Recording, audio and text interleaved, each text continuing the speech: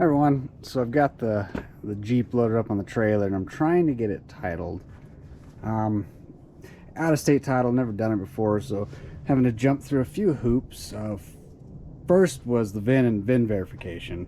I got that taken care of yesterday, so that's all done. This guy, it's got the VIN in 3 places. Let me take off my super secure locking mechanism so the doors don't fly open on the road, which has happened a few times. So on this guy, it's got the VIN in 3 places. So one is right here on the inside passenger side. It's also got it on the military plate right there. And then it's got a third one. Let's see, there's a third one. Can't really see it, but it's right there. So that was the step 1, was getting the VIN verification. Step 2, this one I'm not sure of. So the Weld County, Colorado titling process is a little unclear. I can't tell if I need a weight slip or not.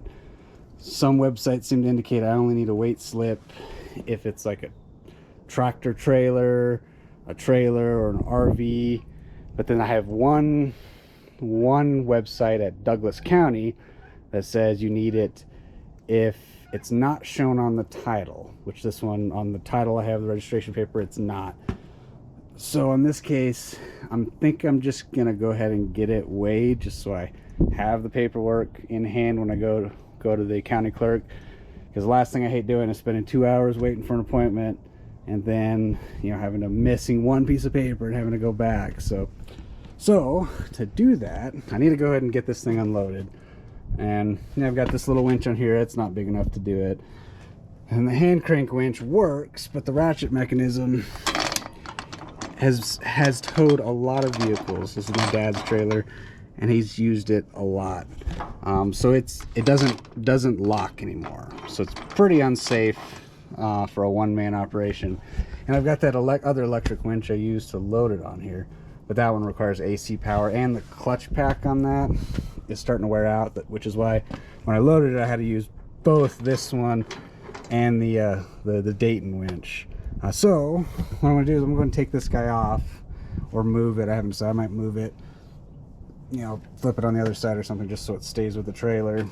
And then I've got, you know, one of these Apex Harbor Freight 12,000 pound winches that I bought ultimately for this vehicle.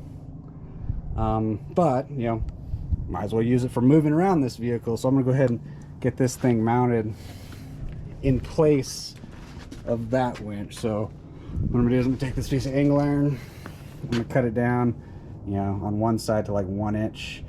That way it'll hook on here, and then the flat piece will be here, and then I'll weld it to that upright. And then that way this can be used for this winch or that other little winch. Whichever one wants to be in its place, and then yeah, should be good to go. I don't know if anyone has used one of these DeWalt metal saws, but they are amazing. Like I picked one up, it was like one of those Amazon return ones last year sometime, and man, it cuts through. I mean, I cut this piece, I don't know, 30 seconds. It cuts not quite like wood, but pretty dang close. So we'll go ahead and use that to cut this off, start getting it, get some holes drilled in it and welded it up, and go from there.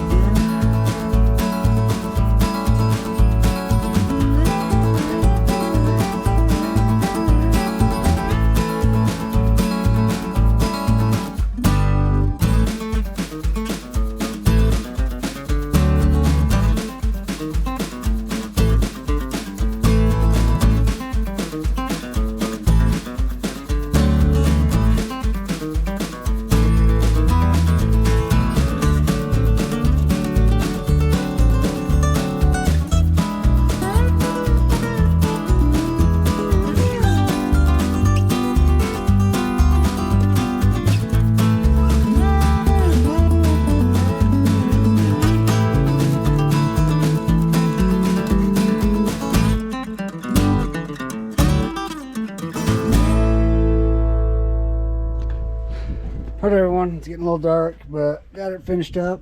So there's the mount. You can barely see it. Got it welded in, got it painted, and then I'll let the paint dry. Slap the motor on there. Get some electrical wired up to the battery box here, and we're done. I'll use a shackle mounted on the top of this to redirect the rope for pulling, so I'm not pulling so low on the trailer. Or you could, maybe I'll put another shackle point here so you can pull lower. But that's it for now. Take it easy. All right, welcome back. Got the winch mounted last night. Ran out of daylight to finish it. Still got to do some electrical tie-in, get the ground cable hooked up, which I had to look that up in the manual because it wasn't obvious. But I guess there's a lug in the back you hook it up to. But I'll get that hooked up, powered, and then but then the next step is I got to get a tow bar hooked up to this. That way I can tow it, kind of move it without a trailer. It's got wheels, so might as well use it. So I'm thinking I'm gonna go ahead and weld tow bar brackets to the frame. I mean, the frame needs some help. I mean, it's cracked anyways.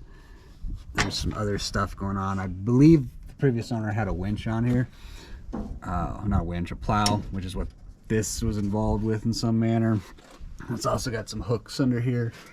You can see them under the window wheel well. So I suspect that was related to a plow. So regardless, the frame needs a little help. So I'm gonna go ahead and weld the brackets to it. Probably try to avoid the holes, and that way when I finally finish the frame, I'll cut them off and clean all this up. But at least between now and then, I'll have the ability to move it with the truck and without a trailer. So that's what I'm gonna do. Go ahead and pull these shackles off I'm using to hold it down. I'll make some tabs, weld them on, and we'll be good to go.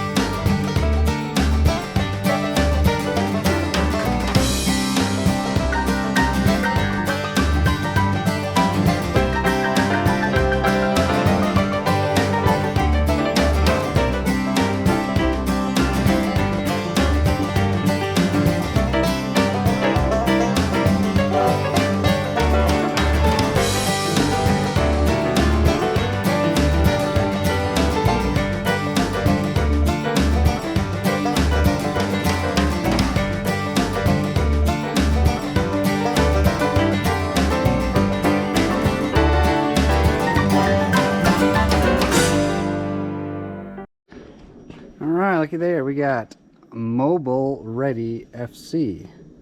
We got winch so I can get it off. I'll use a pulley off of here to redirect it. This is just test proof of concept. And we got a tow bar welded in four places, and then I'll put a safety on the bumper back to the hitch in case we have any issues with this setup. And there we go. Now I can offload it off the trailer and move it around. Thanks for watching.